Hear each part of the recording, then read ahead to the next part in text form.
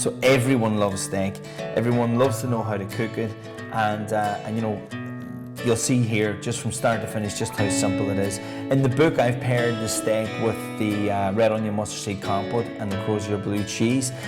We also have the peppercorn sauce there. So what I'm doing is I'm marrying the two of them together, showing you how to get the maximum amount of flavour from the sauce just by making the sauce in the same pan you're cooking the steak.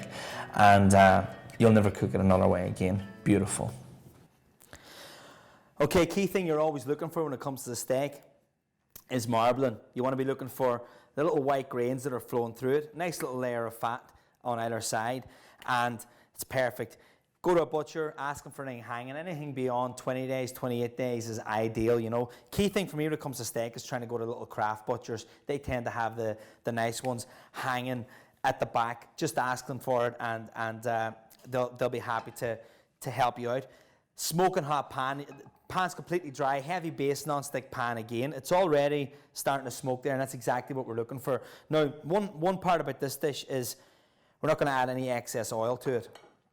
That fat that's already on the meat is just going to give us enough film of grease on the pan, and it's going to cook basically in its own fats, which is exactly what you want. There's nothing excess in there, so quite a lean, healthy dish.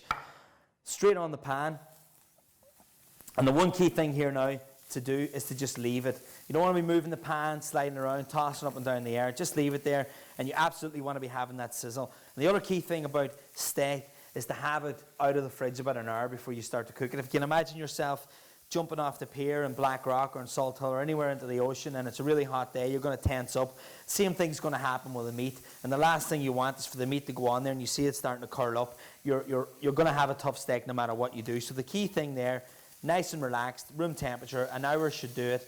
Put it on, sizzling hot pan, and just leave it.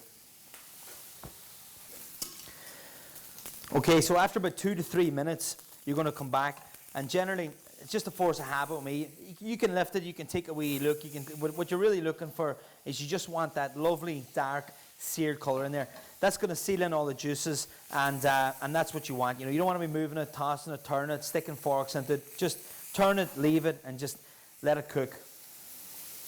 Okay, so now what you want to be doing is just turn it. You're probably looking at about 3 to 4 minutes on either side. Again, I suppose the key thing you're looking for rare, it's quite soft to the touch, and just as the more firm it gets, when it's absolutely not bouncing back at you at all, it's medium well done.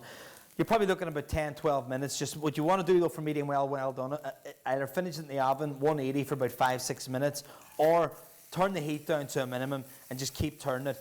But the ideal temperature to go here is about medium rare, and you're probably looking about 6-7 minutes all in all, just continually turning it around. Okay, so what I have here now is the steaks just gone beyond rare, and that's all I want for now. So I'm going to take it off, set it onto a plate rather. I'm going to turn the heat down just slightly on the pan.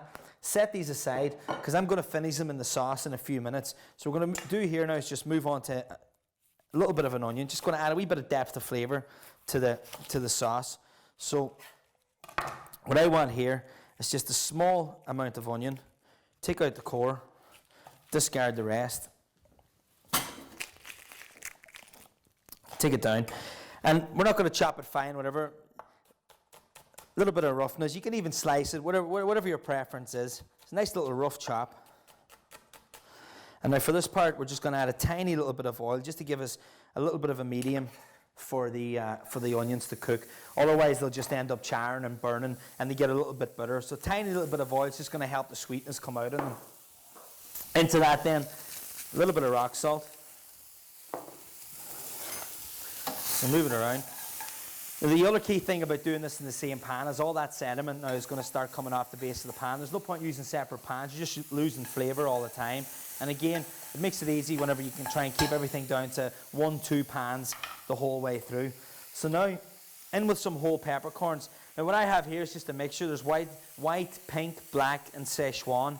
Whatever you see, whatever you can buy in the store. A tiny little bit, and then a little bit of cracked black pepper. Now the reason I say the cracked black pepper is because the peppercorns will give you consistency and different textures when it comes to eating the sauce, but the heat and the flavour is going to come from the cracked pepper, so it's key that you use that along with it.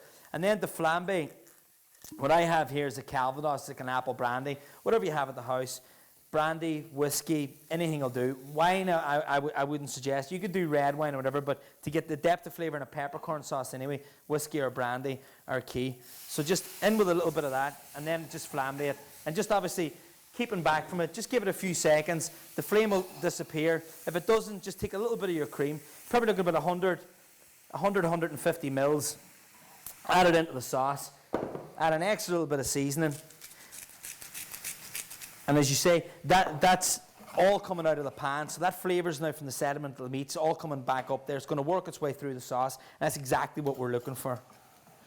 Give it a little bit of a mix. You just want to let that go, let it cook away, let it reduce by half, and then we're going to add some stock. Okay, so our sauce is reduced by half. So the next thing I'm going to do here now is what I have here already. It's just a little bit of a gravy or beef stock, whatever you have at home. Chicken granules, Bristol granules, they're all fine. I mean, it takes days and hours on end to make a proper stock. So again, just a nice, now the one thing I will tell you is because you're adding it to cream, have the gravy thicker than what you normally would have it, because you gotta allow for that little bit of dilution with the cream. Just give it a nice little mix. You can already feel that smells coming up there now. Absolutely beautiful. And again, with the salt, we didn't go overboard on the salt. You've a lot of seasoning with the pepper, and then obviously whenever we're using a little bit of gravy or stock, you've got that extra little bit of seasoning there, and then there's a little bit of seasoning and salt, sediment coming off the steak, and that's just going to finish the dish nicely. So what I like to do then is just drop the steaks back in, and for the last 30-40 seconds of the dish, we're just going to baste it in the sauce. And because we've rested the meat, now no more than what we talked about resting the meat at the beginning. The same idea applies after cooking. Once we've seared it there, we've probably given it about 2 minutes just to settle, let the juices settle. And the key thing there is going to happen is you're not going to have the blood pouring out. Once you cut into the meat, now you're not going to have it pouring all over the sauce. It just looks unsavoury. So that's it. Let that stew down there now. And again, if you go through Food for the Soul, you're going to find that there's a lovely twice-baked potato in there, a lovely little dish to serve with that, or some scallion mash. And there you have it. It's the sirloin steak with brandy peppercorn sauce. Nice and simple.